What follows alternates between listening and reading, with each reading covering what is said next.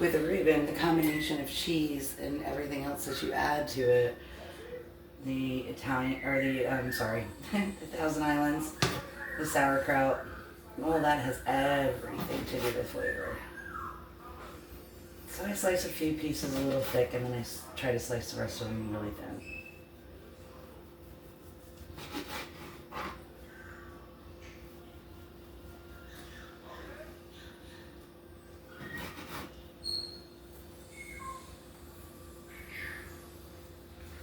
The bark on this is just absolutely amazing and smells so good. I can't even tell you how good it smells.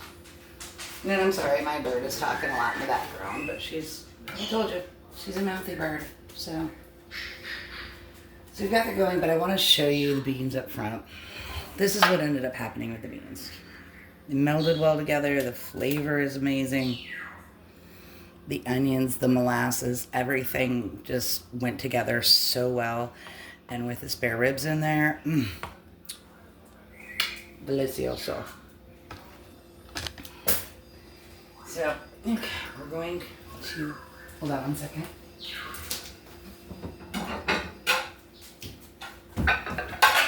The one thing I forgot was the plating. And I'm sorry, I'm still adjusting the whole using the camera issue.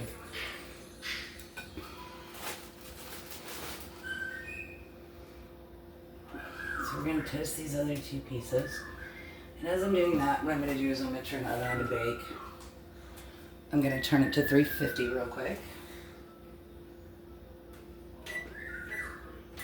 Start it right now. And as I'm doing that, I'm going to take our toast here. And I'm going to put a couple pieces of Swiss on it. But I'm actually going to put some Thousand Islands on top of it.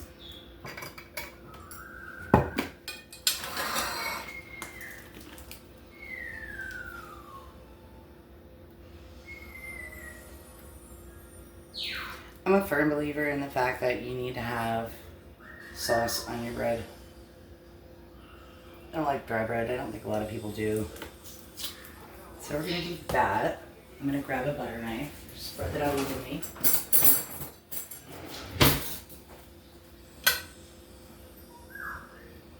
Just going to spread that out real nice and even.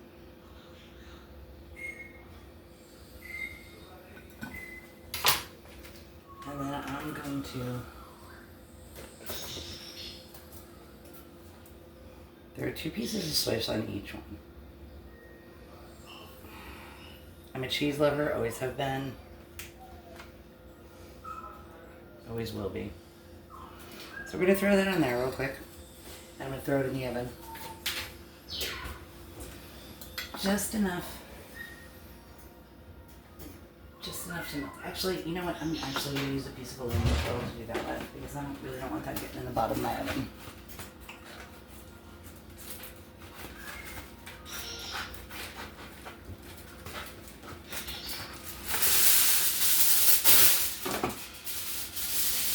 Put that in there. We're going to throw this on real quick.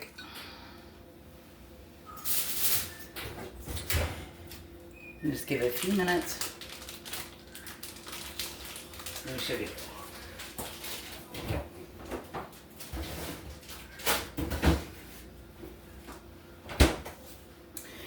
So that I've got my sauerkraut. I prefer Del Monte. It's my preference of sauerkraut.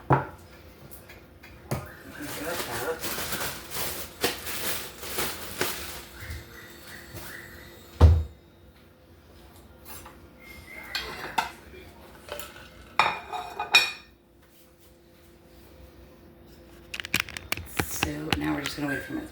So just while we're waiting, I want to let you know that what I actually used in my baked beans was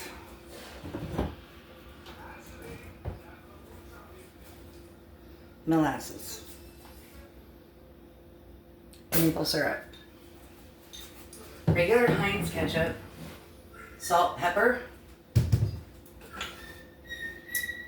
I use some paprika, Dijon mustard,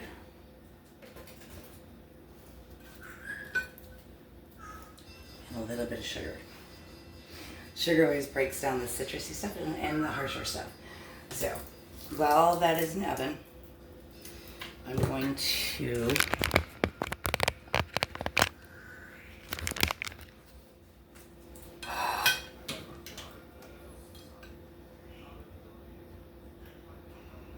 coat this piece of bread, both pieces, with a generous amount of Thousand Islands because that is your main thing in a Reuben.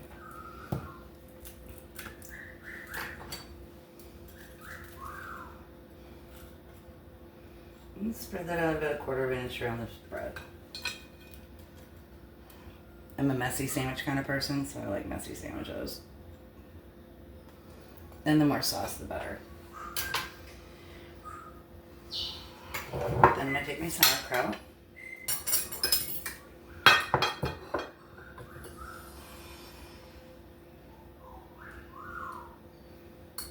I'm going to put that on there in a nice little even pattern.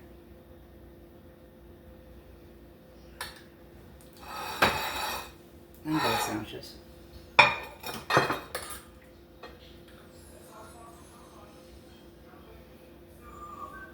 The sauerkraut also moistens the bread, but you don't want too much of that juice on there because it will actually become overly soggy. And nobody likes a soggy sandwich.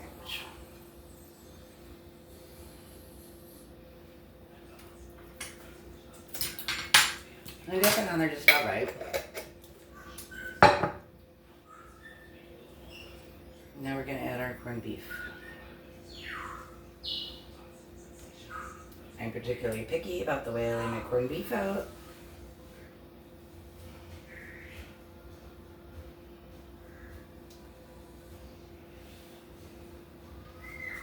Some people like it thicker, some people like it thinner, but that's how I'm going to do it for now.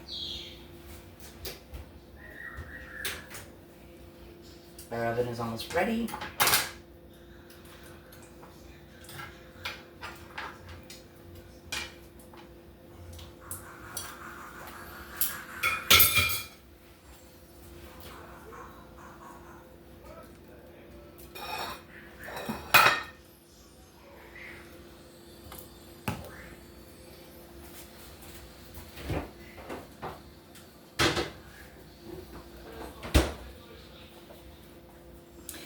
The one thing that I find when making corned beef or Reubens or anything that you're making is that honestly it's attention to detail.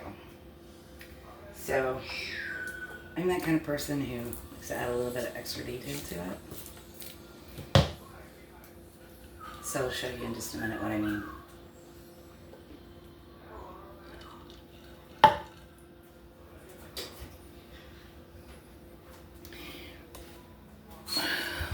We're getting to the point where it's just about melted and you want it to be just a little bit more than what it is right now.